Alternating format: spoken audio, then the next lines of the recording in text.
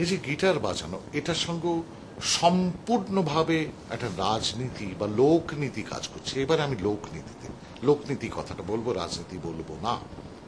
একটা আমি মোটামুটি ভালো কিবোর্ডস বাজাতে পারি, হারমোনিয়াম বাজাতে পারি, নানান ধরনের ইলেকট্রনিক কিবোর্ডস, পিয়ানো একটু বাজাতে পারি, কিন্তু ওইসব জিনিস ঘাড়ে করে তো আমি মানুষের মধ্যে ঢুকতে পারবো না। আমি তো পথে থাকতে পারবো না। আমার যদি একটা হারমোনিয়াম নিয়ে রাস্তায় থাকতে হয় বা একটা বিরাট কিবোর্ড নিয়ে, তার ইলেকট্রিক কানেকশন চাই, কোত্থেকে হবে বলুন?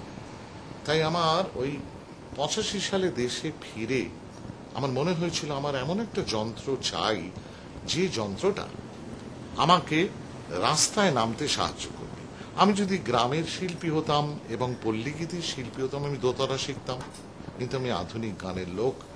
আমি যে সঙ্গীত করব সেটা পলিটিক্যাল গান অনেকাংশে, কিন্তু তা আধুনিক গান। ফলে আমার গিটার দরকার।